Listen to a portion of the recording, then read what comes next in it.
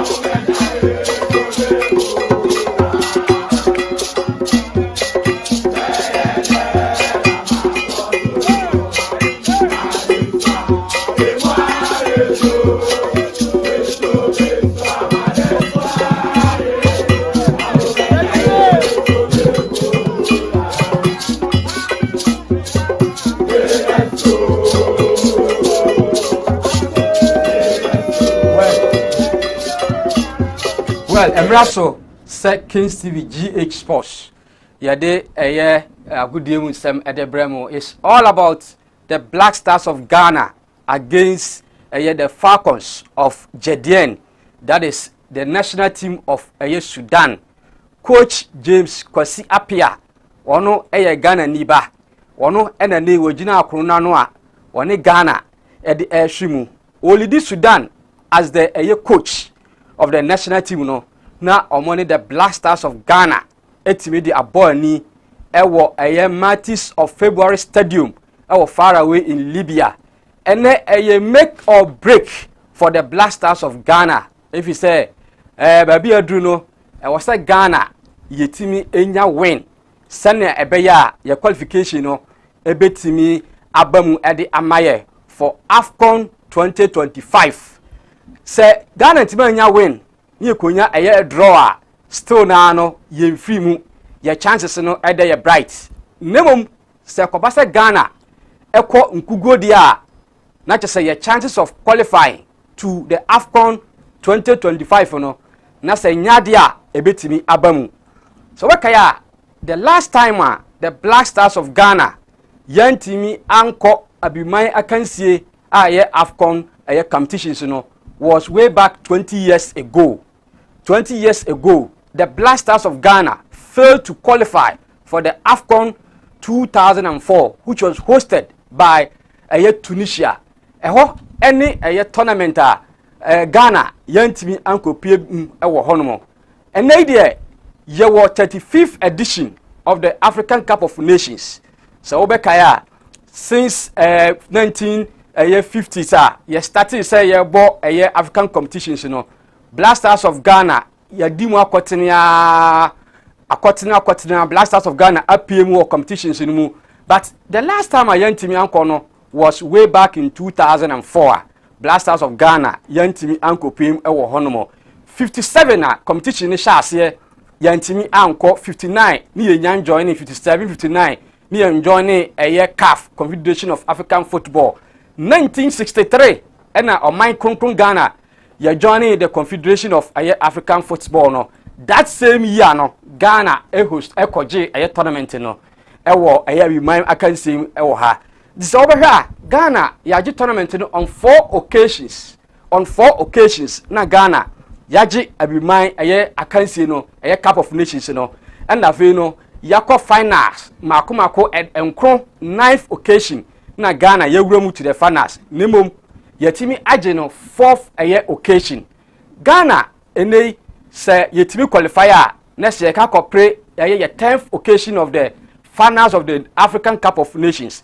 Eno ene ho abehia se ene day no against the Falcons of Jedien no meka the Sudan national team no was a Ghana yetimi edi enkunim. Eno ena ene yatena se a yede ho nsem bebre na no yebobo ho before the kick-off of the game no ebe shase kwa no 13 o'clock GMT and as oba Ghana ha no man say 1 PM na say the Black Stars of Ghana any Sudan national team no the Falcons of Jedeni no e the bom e the shimu ewo Martyrs of February Stadium far away in Libya. And because say game way Libya for omo game omo bon omo home game nemo no e san say uprising political instability apiemu ewo Sudan oman mu ntino ho abehia se enei no Sudan for match so mo boni nyina no World Cup qualifiers 2026 na African Cup qualifiers 2025 ni nyina no omo bono away from home a nyaade omo si akan wo Sudan man mu hono mo eno na nei CAF hihye mu no eno Sudan man no hihye mu no Ghana ye ni Libya ye ni omo Sudan for abepiemu Libya ye besi sa akan no. So ene dey make or break for the Black Stars of Ghana. Eno ena Kings TV GH yatena se a ye bobo mu a build up to the game no before say game na kasa be shase 1 PM no na afi abedwafo a maka King Solomon ya sedu ene Ahmed Ayat na afi omo de commentary mu hwam commentary papa se na bibia ye mo no or interactive na to say ye de bremo ewo Kings TV GH. Say no wo ya live on Facebook Kings TV GH, live on YouTube Kings TV GH. na yatena se a yedi dwumadi no de ebremo ye frame King Khalid abribia na ya na executive producer me na metena mu a na cha me bo Solomon ya sedu aya Ahmed Ayat na me bo machi dom ene de me tena mu ama dwumadi ne ahyase build up to the game no na afiabo 1 pm a na commentary no so no atimi atoa so na ene social game a eba so 2 Sudan national team no the Falcons of Jedani ewo Accra Sports Stadium akan se ni ba na wie no na aka koye atipenko a obia ntimi amfa ball anto no yonko atena mu ewo group no mu wei abema ye group no emu aba abaye hu yie pa so wo hwe group standings na Ghana ye wo group group ayato ni di se group F eho na Ghana ye wo na group A up to group L starting from group A no enei Tunisia ewo 6 points ewo group A Gambia edit etosumienu ewo 5 points Comoros ewo 5 points then Madagascar enso etwato ewo da group no a omo 2 points ewo ehonomo 2025 Cup of Nations qualifying countries so far Sausha Amaya oma qualify so far ewo the tournament na oma kronkron Morocco the Atlas Lions of Morocco enei oma qualify to the tournament proper ebekoso ewo next year no and I say 2025 December no oma kronkron Morocco atimi agene tekita wa qualify yebekaya Morocco onu na the host nation of the tournament 2025 Cup of Nations ebesha in December 21st na efaka ko wie ewo 18th of January 2026 eho na Morocco for na host tournament no 30th edition of the tournament so far Morocco are qualified as a host nation name qualifiers no they are still participating ewo qualifying groups no so wo hwa na Morocco are qualified Morocco we can ho a omo awura mu to the Cup of Nations no 20th appearance no omo awura mu ewo African Cup of Nations no omo winning on only one occasion that is 1976 and Morocco for etimeji tournament no edi esi omo na so Burkina Faso the Stallions of Burkina Faso almost atimi qualify the first team aside the host nation almost atimi qualify for the tournament no Burkina Faso the Stallions of Burkina Faso almost atimi awura to the tournament no because 2025 no almost best performance so far no was second in 2013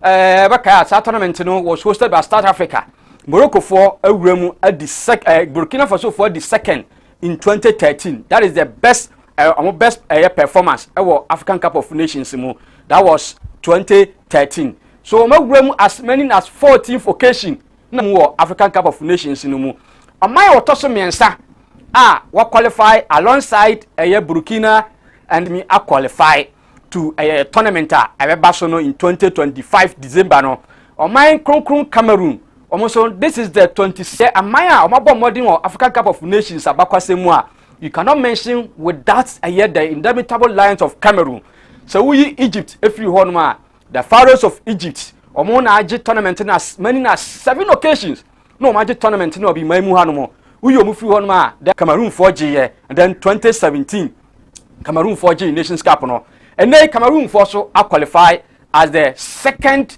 aside the host nation Morocco no and then omai otoso miensa also agent take it to the tournament proper no Algeria the Desert Force of Algeria omoso no atimi qualify Algeria 4G Nations Cup no in 1990 Algeria 4G Nations Cup no in 2019 Algeria 4 SRG Nations Cup no so we hwe ne ya amai o qualify to the tournament ni nyina no the elites of the African Cup of Nations no Morocco the elite of the African Cup of Nations Burkina Faso per their performances so far no 14th appearance in the Nations Cup 2013 second runner up Amudi second no and then Cameroon 22nd edition of appearance Nations Cup no and then Algeria nso no 21st edition and appearance Nations Cup mu sa my way nyina no they are elite in the African footballer obia no atimi qualify honomo so yeba ne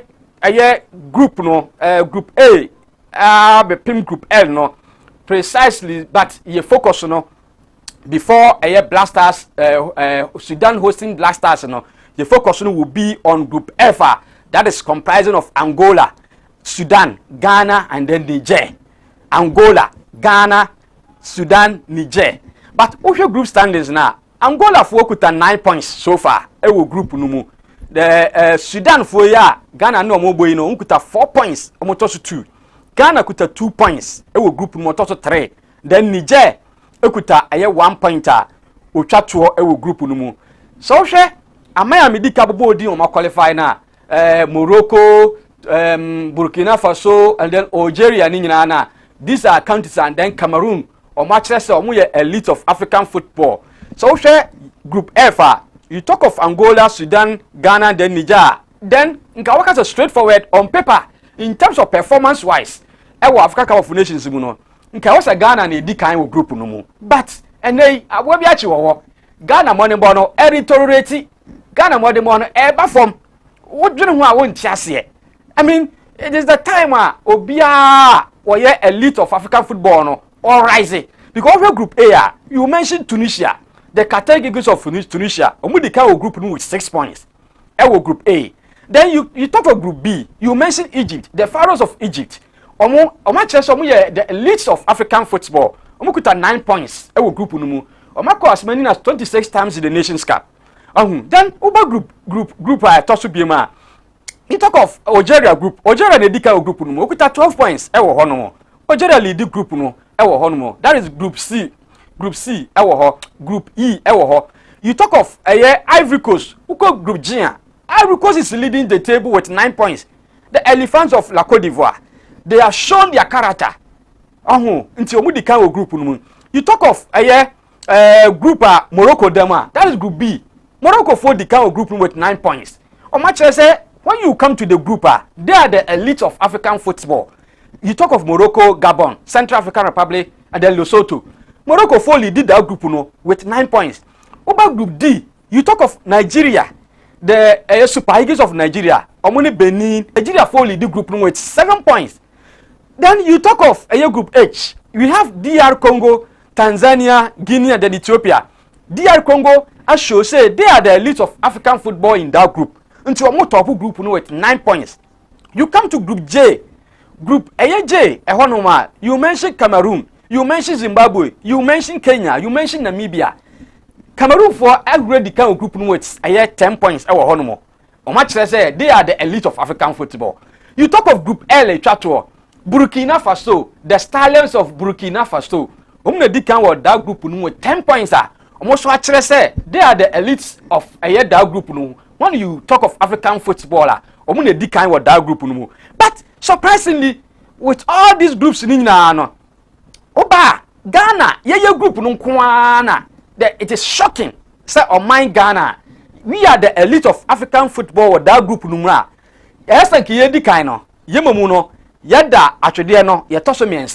With 2 points.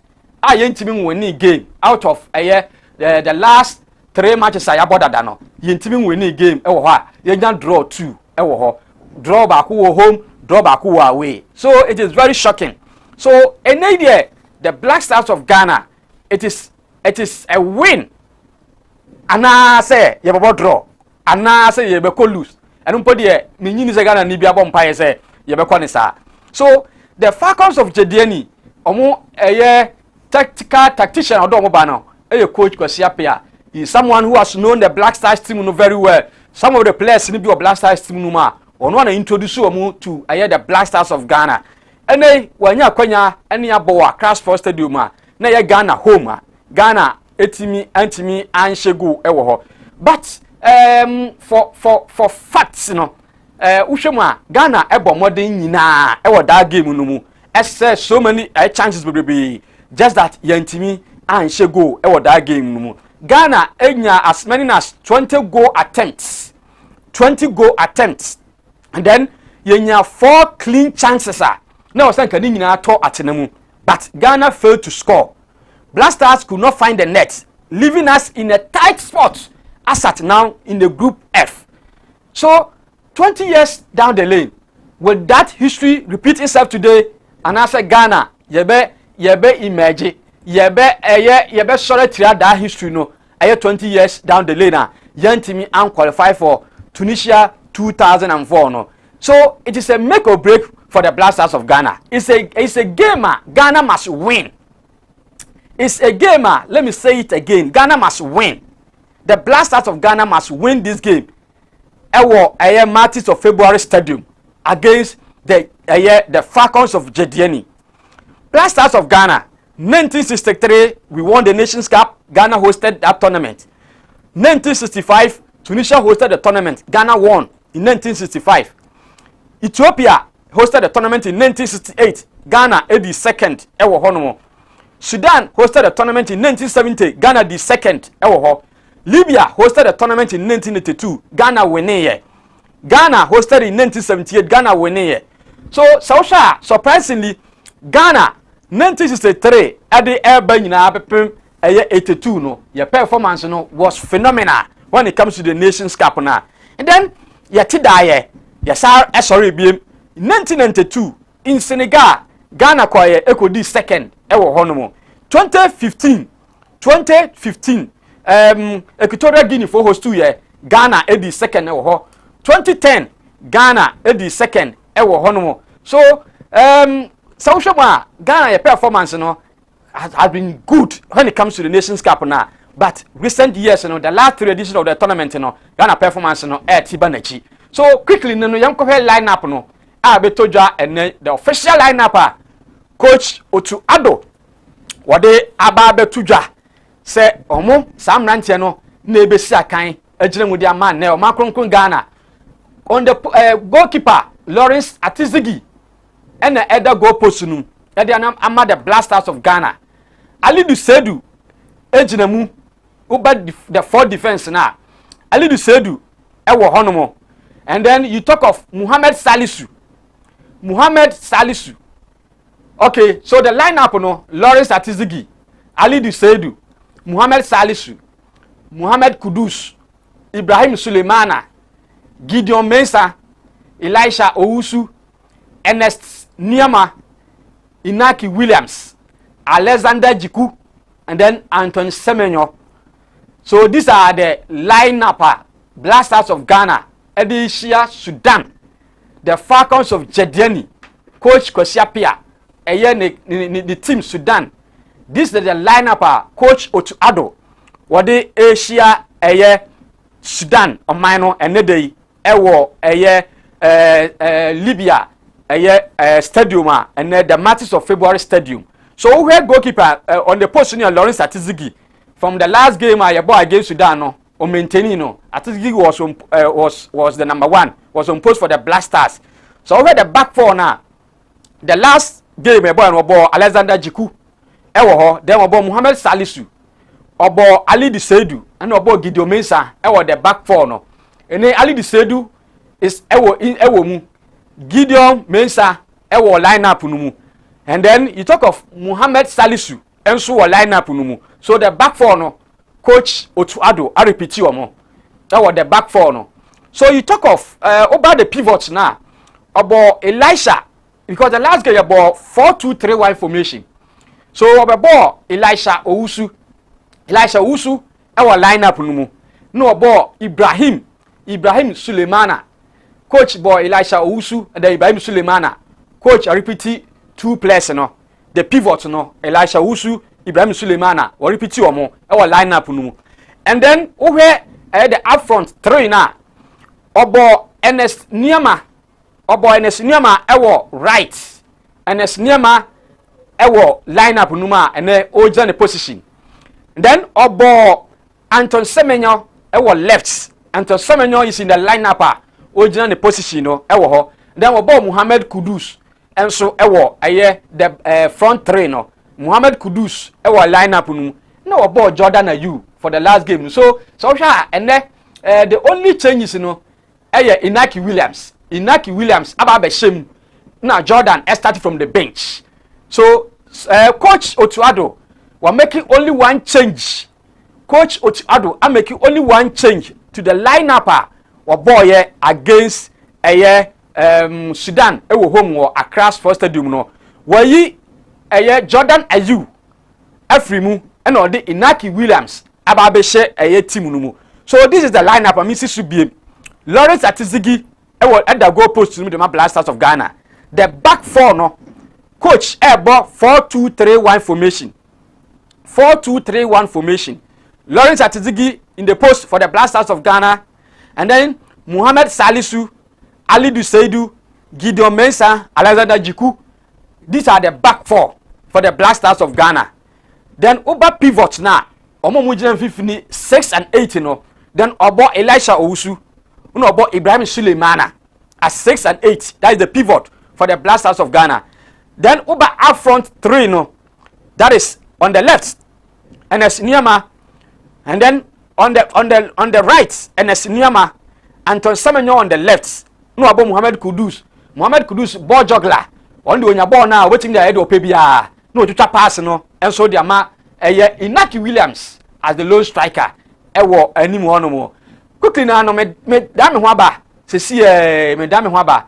Na fe no ya to adwumade ni so kai ese ha Kings TV GH. We are live on Facebook Kings TV GH. We are also live on YouTube Kings TV GH. Me tane me ho aba se si na fe no ya de adwumade no ato aso.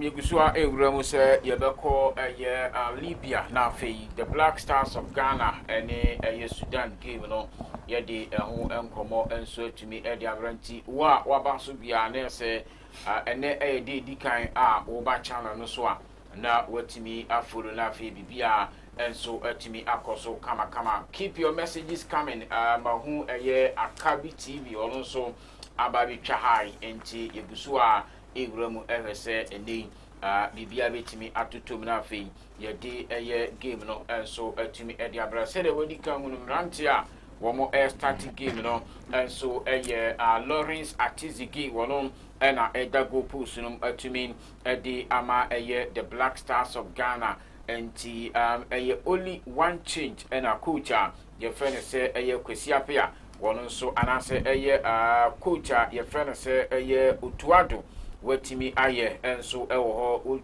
to compare squad yetimi boy ewo Ghana na nesesa ena ho nsem no eno nso esi etie na abranti a ye fere se Ali Duseidu esi akane bi 4 and 5 no Alexander Jiku na fame Mohamed Salisu on your left no Gideon Mensah mfimfini ubenya Ibrahim Sulemana and afe Elisha Owusu attacking no ubenya Ernest Niama Mohamed Kudus captain team no and afe Antoine Semenyo and so ultimately agina the left side na afe animu no branch fence Inaki Williams we any emrantia womo start edi ama Ghana oko ye bench wona Joseph Walokote or Frederick Kasari or Tarek Lamti Isaac Afo Jonas Ajete Majida Simeru Michael Beidu Ubenya Abu Francis Ibrahim Sadiq Brandon Thomas Asante Abdul Fattah Ishakunafi Jordan Ayu we Mranti Amonsono ewo bench wo a name Yewrem na fe ni omo area boy ni coach James Kwesi Apia 4-3-3 formation na wono so odi Yewrem abranche fe se Mohammed Mustafa da goal post no Abdel Rahman Koko esi akane bi Mohammed Abagla enso etimi start Mohammed Said and afin Walidin Keder enso etimi start game no abrante fence abo Isa Saif Thierry Ahmed Hamid Mahmoud Sanso ena Muhammad Abdurrahman Ramadan Agab ena fame Ahmed Yusuf uhwe coach Kwesi Appiah team na de ode enso etimi ekuta 1 pointer eno nso sede dwumadie no eno nso esi akonda yɛde ɛho nkɔmɔ no ɛno nso esi akɔnda yɛde ɛho nkɔmɔ no ɛnso etimi wuram na nso etimi wuram na afei yɛde amaw ɛnso ɛwɔ hɔ enti fin yɛde amaw ɛnso ɛwɔ hɔ enti saa ɛna esi tie table no mame ɛnsan nwuram na afei minsi so biem table no mame ɛnsan nwuram na afei minsi so biem ɛnso ɛmfama na afei unhu sɛ die table no and also esi etie unhu said the table no and also esi etie ewo game no mu a enye asem keto akra ukopie ma ayadia Ghana ye group I woman no group F Angola ye group I woman no group F Angola edi kan mabo 3 matches so mo awini ni nyina wo mo ewo 9 matches so mo awini ni nyina womo ewo 9 points afei Sudan enso ewo 4 points na say team a ye fair na say Ghana yenso ye da third position ekuta 2 points na afei Niger for no womo nso womo timi ewo 1 pointer ye timi area say game no say ena ebesi awuram na afei atimi akwakoye na bibia nso atimi akoso ntin ewo say ye timi awini game no say the amamfo after the say a must win the ma Ghana and so honti your ball Sudan game ni a lot of games and so no etimi yenima I was a yetimi ewuram na fi yetimi qualifying and so edikwa said the records no yedi kan dia to dia amano best 20 years in Ghana and yetimi MXA AFCON that was the year 2004 and ya messy AFCON yentumi enwuramu enso entumi anko ankwesi akan enso etumi honti ene akoba se yidie na ewo se yetimi ehwe se de records no enso eda so ewo ha the executive producer edima show no eda so ewo ha yebetimi awuram na afin yede eho enkomo enso etumi edi amanti akin enche game no aba be hyase enso ewo ho 20 years in 2004 o the records and history bibisa wo did in football say be betimi ato ye biem well solo me da say well football the history no adwuma pa na records no adwuma but it takes a minute, it takes a day to break that history no and as a record no. Okay. Say ekoba say ebia enka Ghana say ka 2004 no nanka before 2004 nanka 20 years back na yantima qualified there so then ke yebeka say history no be repeat itself ewo ho nemomu no before that 2004 no na okwo 20 years back na Ghana na competition no mu yeah so wahu so ade bia beto ho a se ye no ye morning born ne no ebetimi ama saa de no ensi biem okay so wahu but we read the history books mu dia 20 years back and Ghana Tunisia 2004 make an yesusa pa make a bedi peli that was a town a bedi peli jina na so eyiye pa ha 2004 ne yantima nko tournament no ewo ho and then near back in 2000 ade here so and then eso munyina na nationalistic okay so that is the most important. It's not about the tactics, it's not about the formation because a game what we need at the end of the 90 minutes no say be win okay and say coach Otiado even if you play 10 at the back so not one as a lone striker now at the end of the game you be winning now. That is the ultimate important. Okay. They are gonna here and then you say win. You better win it. Now your team because if you look at the group, Angola with 9 points. The next game on the Super Bowl win it.